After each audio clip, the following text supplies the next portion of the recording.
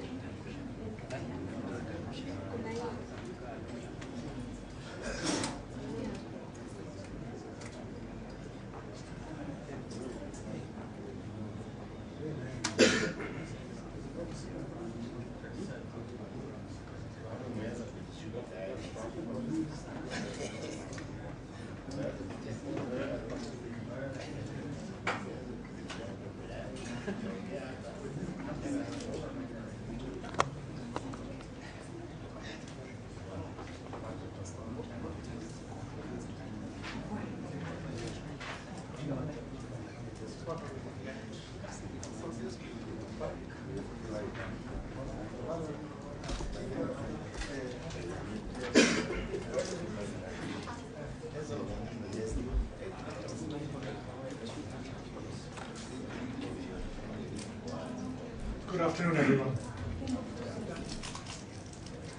Sorry to keep some of you waiting, but I'm happy you're all here. I would like to welcome you to this press conference from our company Ubbink East Africa, based in Naivasha, and it's all about the VAT exempt on solar that became applicable yesterday.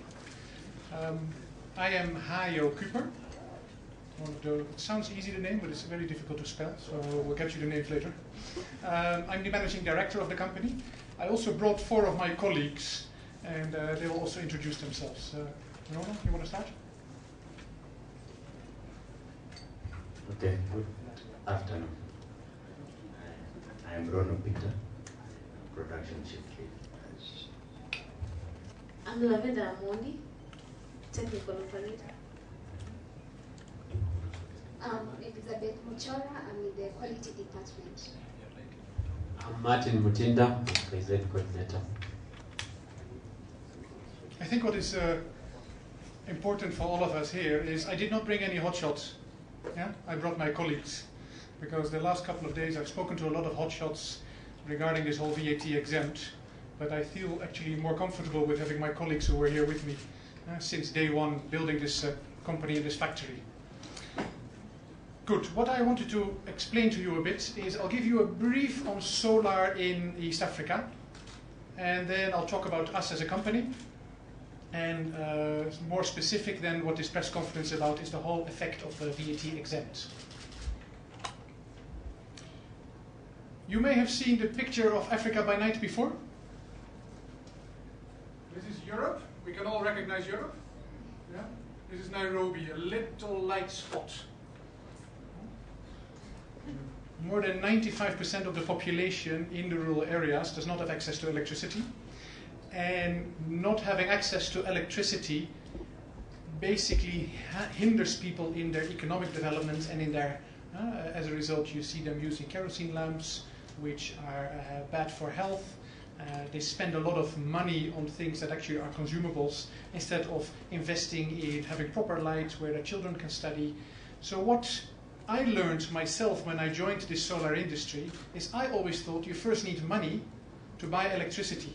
But it is as much the other way around. When you have electricity, you actually generate money as well. Yeah? So it works both ways. And we as a company are participating in actually this poverty reduction fight. Now here are a few typical applications of our solar panels. They're used for charging mobile phones, medicine refrigeration in the rural areas, computers at school. We all know about the laptop program. Water pumping, cleaning water, telecommunication infrastructure, tourist lodging, street lighting. And so there's lots of different applications. And I deliberately actually put charging of mobile phones on top. When you hear a lot of NGOs approaching the solar industry, they always say, Africa needs light. But if you talk to the rural consumer, Africa wants entertainment. Yeah? And I think it's always important, actually, as a businessman, this is where we come in. We say, we should develop products that people want instead of what we push them to their throats, believing this is what they should have.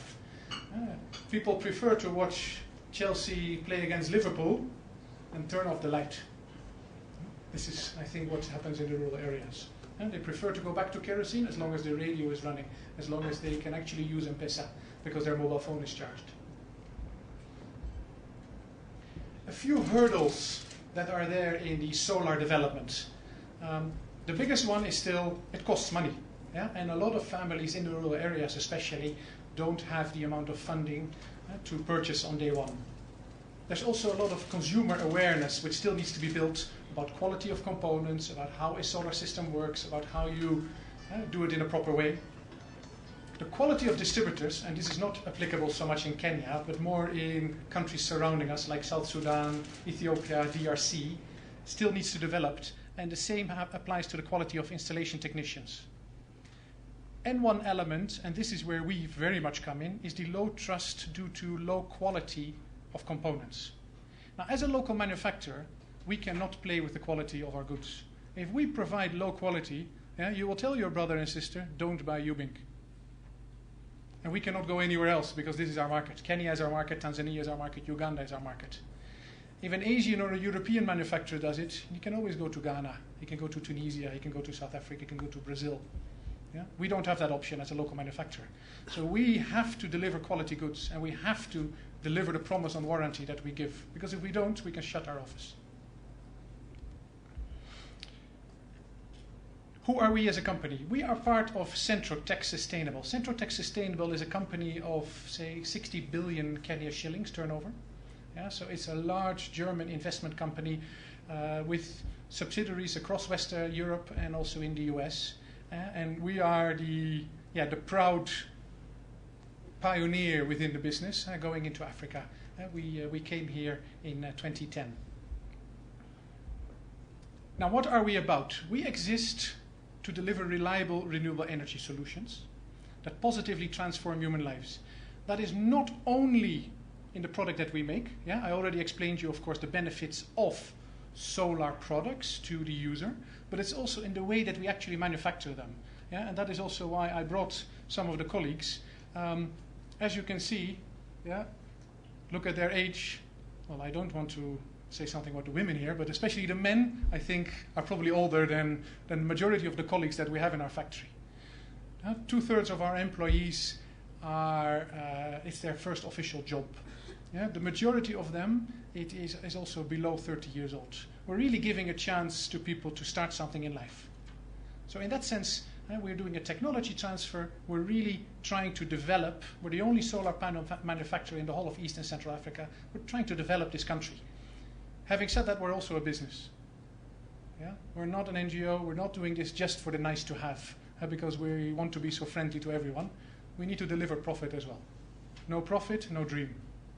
Yeah? It's nice to have a dream, and it's great to have a dream, and it keeps you motivated, but we need to deliver profit. We're a business. Now, what have we done so far? So we came in 2010. In 2011, we made our first solar panel.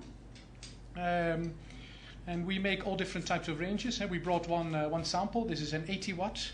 And already in 2012, we established market leadership. So it shows that the rural consumers really care and appreciate local manufactured goods that have quality and warranty attached to them. We have achieved CAPS Diamond mark. Currently, our exports are about 25 to 30% of our turnover. We became ISO certified. We have more than 100 people working. We work in 2 shifts, from Monday morning early till Saturday night late. And we're actually expanding our business. You go to lots of press conferences. I don't. But I guess when you see this list of achievements, I'm very proud of that. Yeah? And I think all my colleagues are proud of it as well. These are good achievements for a young company coming into a new country. Here are a few quotes that our customers from within the region, so Tanzania, Uganda, Kenya, are saying. And it's all indeed, these are all quotes that a good quality local manufacturer can give. It's about warranty, it's about service, it's about working capital. So about clearing, we take away the hassle of import. Because somebody calls, a week later they have the product. And I think that we have to keep on hammering the value of local manufacturing, because there's so much, not just value addition within the country, but also customer service that is delivered that way. This year alone, we've sold over 100,000 panels. Now, just to give you an idea, average family of 6, 100,000 panels means that more than 500,000 people are using our products already within those 3 years that we've actually been producing. We've installed a second production line, so we keep on investing. It's not that we've just set up something and we stopped. No, we keep on investing. We are part of the Dutch Ubbink group, which is then part of the German Centrotech. We got the silver medal at the beginning of this year as the best Dutch small and medium enterprise abroad. So we are acknowledged at international level about our achievements. This year we are growing more than 50%. Everybody is complaining that the business environment is difficult. Yes, it may be, but we are by far outperforming the market, which again shows how much consumers, rural consumers, care about a quality product. And we're venturing into a new business, which is the assembly of solar kits. Solar kits are small systems, a few LED lights, some mobile phone charging, small battery, small panel. So, as I said, we want to continue investing into this country because we believe there's business, and we believe there's demand, and we believe there's actually appreciation for our products. Now I would like to talk a bit about the effect of VAT exempt on our operation. But first I want to explain to you what is the type of value addition that we're doing. Well, first of all, employment. Yeah? I already mentioned we have over 100 people, 2/3 of them is their first official job. Lots of young people, and we also have educated jobs. Everybody's saying to their children, go to school, it will give you a chance in future. But how many people go to school and actually then end up unemployed? So it's not very motivating. We provide educated jobs. So our people need to have certain education standards because it's a technology product that we produce. Yeah? And so we're giving indeed people a chance to apply the things that they've learned, yeah, and the time that they've invested to now reap some rewards. I also already mentioned the quality in the service that we as a local manufacturer have to apply. The other thing is we pay much more to government in all types of taxes, levies, you name it, than an importer will do. Yeah? I mean, just to give you an idea, it is in the tens of millions that we pay every year. And no importer does that. Not only do we this, we also have, of course, local purchases. Part of our manufacturing is that we buy some things locally. If we don't manufacture locally, all those purchases are gone as well. Now this is general for any manufacturer. I also wanted to add basically a few specifics. What does a technology transfer mean? As I said, we're the only manufacturer of solar panels between South Africa and Egypt. We have a cooperation with the University of Nairobi, with the Department of Physics. It's actually Rono and Elizabeth, they've been there and they get now theoretical training on physics. What is it actually that they know that we don't know? But on the other way around, they visit our factory often because they have books, but they want to see practice. They want to bring their students somewhere. They even want to bring their professors somewhere where they can see, you know, what we read in the books really happens. We do monthly dealer trainings. So we bring dealers at our cost. There's also a marketing element, of course, in there to our factory to show them how do you make a solar panel, what are the things to look for. We cooperate with KEBS on setting standards and on sharing testing equipment. And the last bit there is the general image of Kenya being an industrial stepping stone for East Africa. We get a lot of foreign investors from the US, from Japan, from Norway, from the Netherlands, from Italy, from Germany, who visit our plant. And after they've seen what we have done in 2-3 years, they say, it can be done. It can be done. So it gives them a lot of confidence boost. Now, the risk of also these extras, so it's not just about general manufacturing, but it's about a high-tech manufacturing operation who've really changed standards, yeah, is at risk now with the yesterday enacted VAT exempt. And I'll tell you why. Finished solar products since yesterday no longer have VAT. Now that's a great move in itself from government to reduce the prices to make it more affordable for the rural consumer. Yeah, so we do support that. However, as a local manufacturer, I still have to pay VAT on anything that I use. I have to pay VAT on the glass that you see, on the aluminium frame that you see. I have to pay VAT on the t-shirts that the colleagues are wearing. Yeah, I have to pay VAT for this conference. All that VAT I cannot claim back from the government. I have to swallow it. So I have to swallow it either one way. I have to take the cost, or I have to increase my prices with the same. If I increase my prices, the importer of finished goods is still at this level, because they don't have to pay VAT on finished goods. You only pay VAT on the inputs, but not on the finished goods. So if I increase my prices, I'm out of business, because my customers will say, why? Why should I? Why should I have a 10% price increase on something where if I buy Johnny around the corner, he doesn't have it? So then I have to swallow it. A manufacturing operation does not make a 10% profit. Yeah? We make hopefully 1 or 2%. So if I have to swallow 10% cost, we're out of business. Our investors have already mentioned to us, if this is not reverted within this budget, we're pulling out. Yeah? Now, I find it very difficult to explain to them that an unintended effect of a good idea from government, because it's a good idea to reduce the cost of solar products, because it is indeed an essential good for the development of the rural areas, is actually now putting them out of a job. That's a very difficult thing to explain. Not only does it affect on us, it also has actually effect on the products that are out in the market. Price again becomes then much more the key thing to sell. With our local presence, and I've mentioned it already a few times, we have established that people are actually asking for quality, they're asking for warranty. And I've shown you our growth. We are by far outgrowing the market, so people appreciate. If you remove that, people go back to below par quality of components again for a solar system. Price becomes the thing to talk about. And that is a waste. You buy something, the next day it's not working. We also have some solutions. Solution number one, reapply on solar panels and solar batteries, because those are the two items that are being made. Reapply 16% VAT. The government still generates revenue.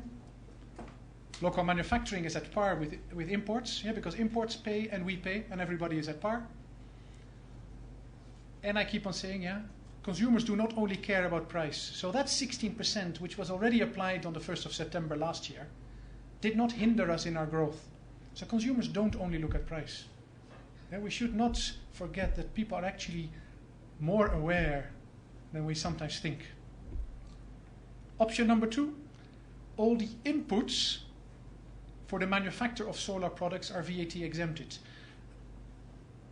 In the VAT amendment that became active yesterday, the government has done the same for pharmaceuticals. So it is not a theoretically totally new model. It exists. It can be applied.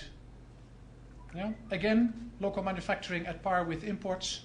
And then consumers get a price benefit. So we do have solutions. Now, who have we involved so far? We've spoken to the Parliamentary Committee on Finance, Planning and Trade. And as we understand, they are the key for us to be able to save our business. We've spoken to the Ministry of National Treasury, the Cabinet Secretary himself of Industrialization. We've spoken to Ken Invest, the Governor of Nakuru, because we are part of his remit, Kenya Association of Manufacturers.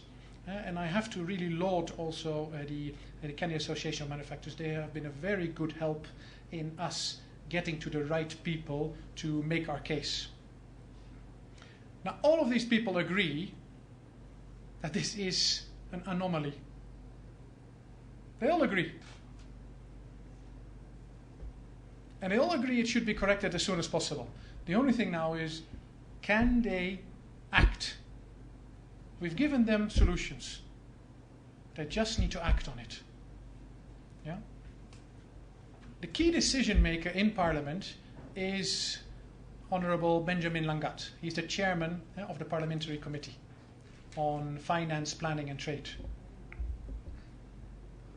So this is my last slide, and this is really the message that I want to bring home. Mr. Langat, please do not ignore the future of our company. Do not ignore the jobs that are created for the youth in Naivasha.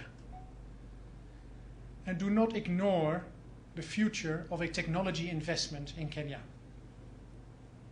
Please correct what is an unintended effect of a VAT amendment and correct it in this budget before it is too late, before my investors say, sorry, we're not continuing. And I really wish Mr. Langat the wisdom and the courage to do it. Thank you.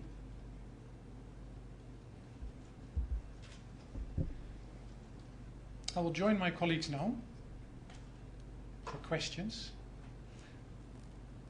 And also, if you have questions for them, don't hesitate. That's also why I brought them.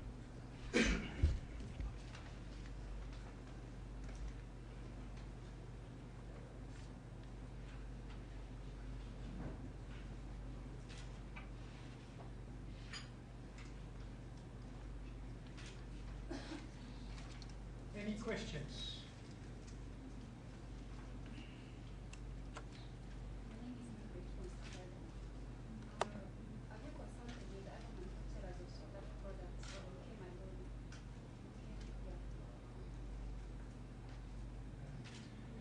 Yes, there are not so many solar manufacturers in the country, and this is probably the cause why this amendment to the VAT Act was put in place.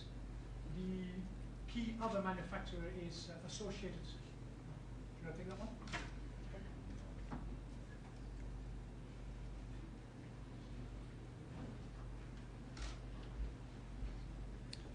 The key other manufacturer is Associated Battery Manufacturers, which is also the manufacturer of chloride oxide batteries. They manufacture mainly automotive batteries, but also solar batteries, so they're being affected as well, and they have raised the same concerns to government and are hoping also for a resolution within this budget. Yes. What would be the effect of not changing? The effect will most likely be closure of the factory. It is that simple.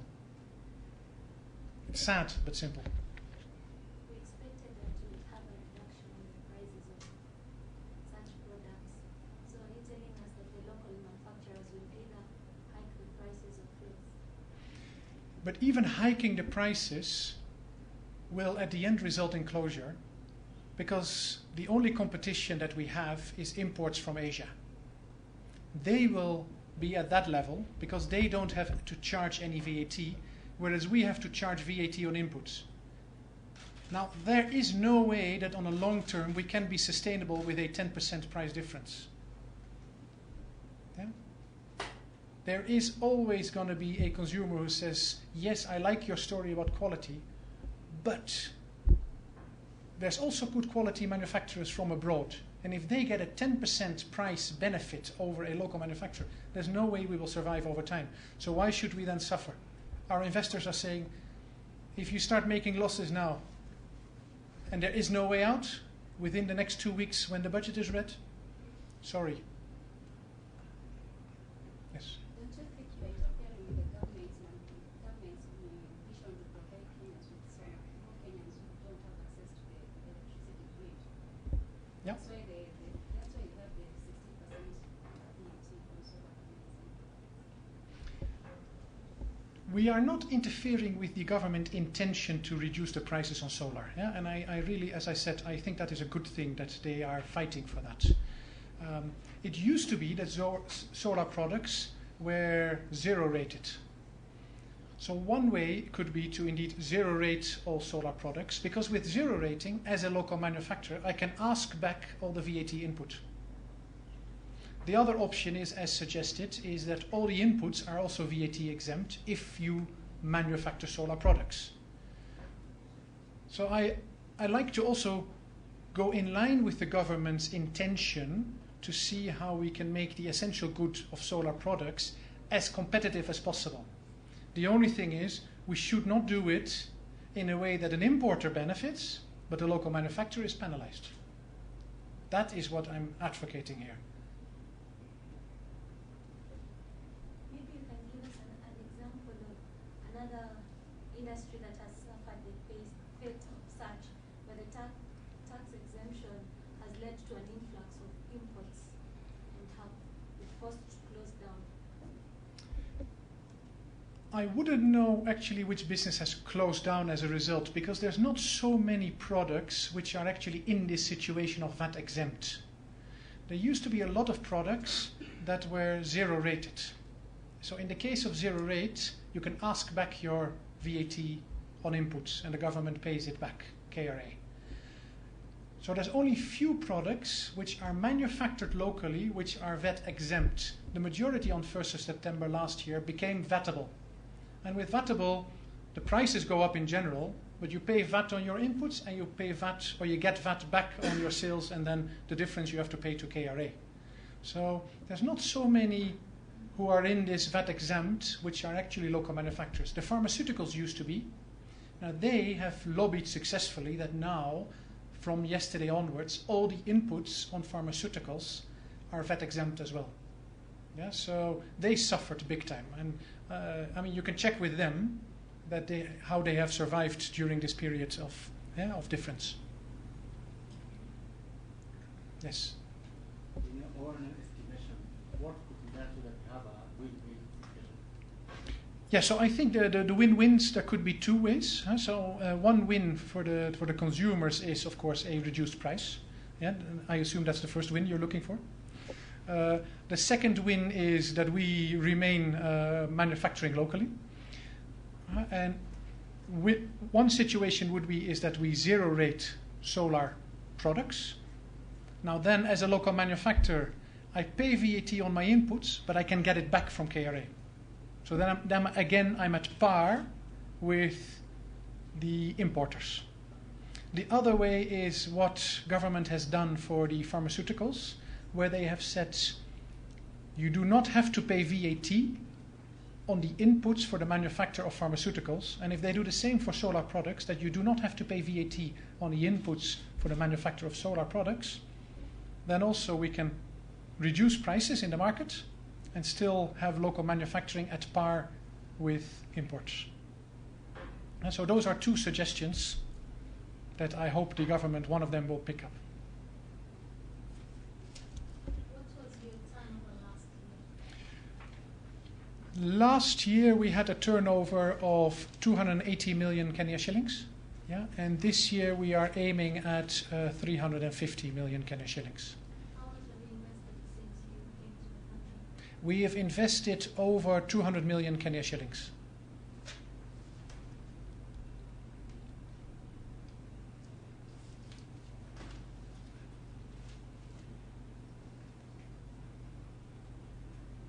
Probably on the same line, you can give us like a glimpse on how the VAT has impacted on the business, apart from maybe the turnover. Well, that is to be seen how the impact will be, because it's only applicable since yesterday. So I cannot say, Not the exempt, since since 1st of September. The VAT has not really impacted us. So there was a 16% price increase due to applying VAT on the 1st of September 2013. We saw a temporary dip because everybody was wary of buying, but currently we're still at 50% more volume than last year. So price is really not the only thing why people buy, but of course we cannot keep on pushing it to the end.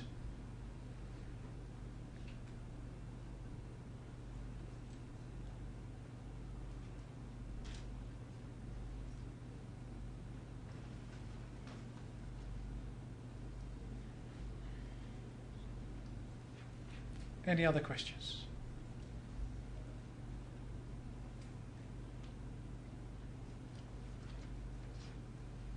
Good. Thank you for coming.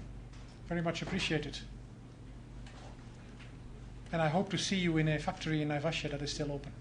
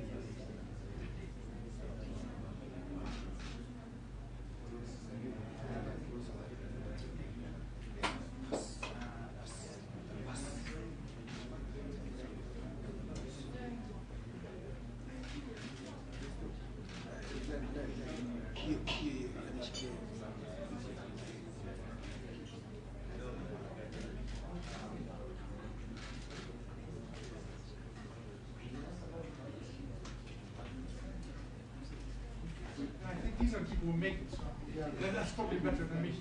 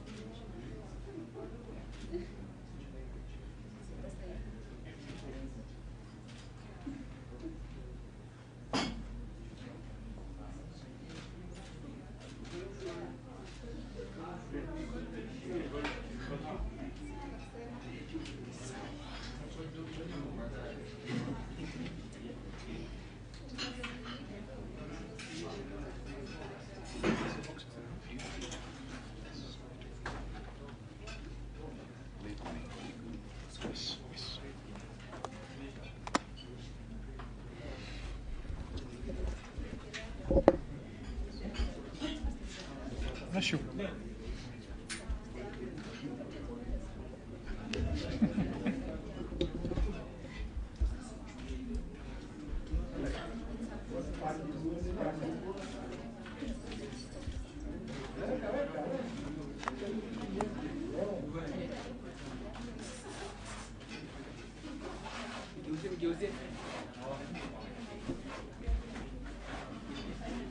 Yes. Yes.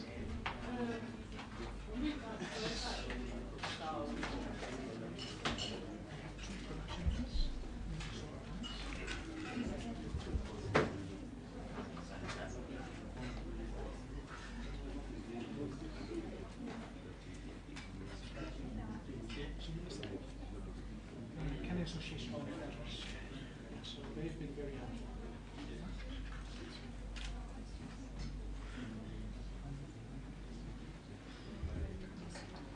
So we have to 80 megawatts. We produce 8 gigawatts, just 8. We produce 75,000 pounds. Last year 50.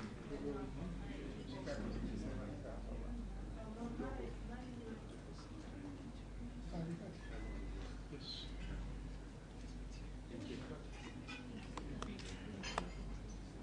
I think they're going to. I think it was an unintended mistake that we're not aware that it was so.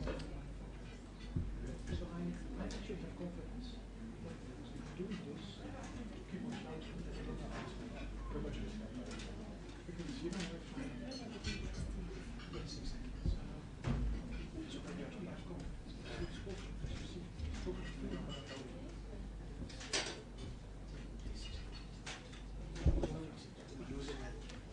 One thing in the words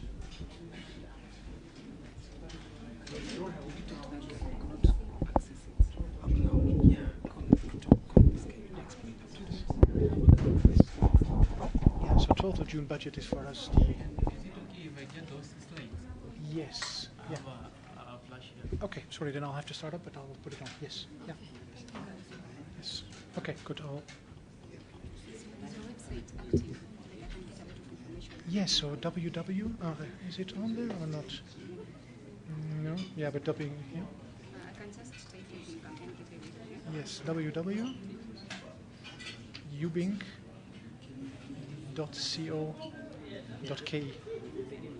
Pretty simple.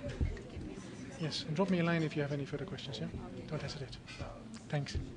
Yes, exactly. Let me just shut down the...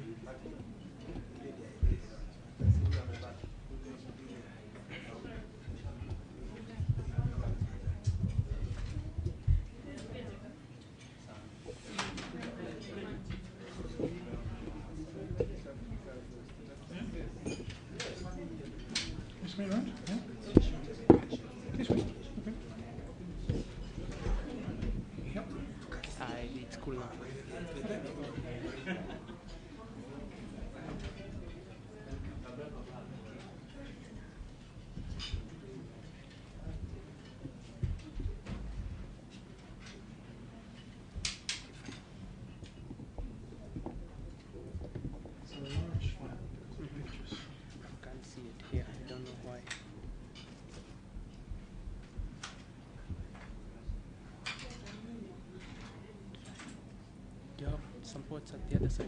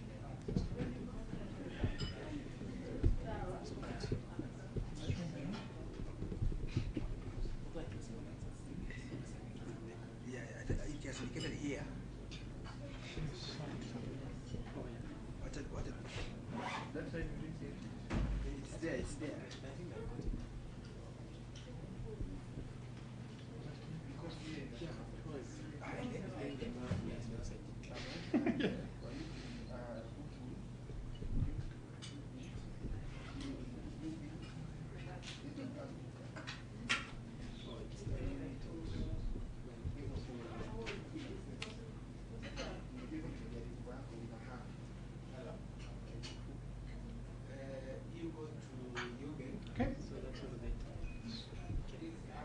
Good.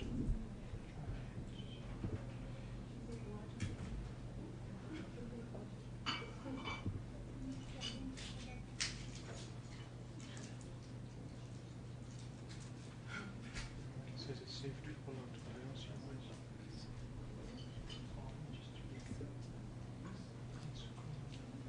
Safe to remove. Yeah.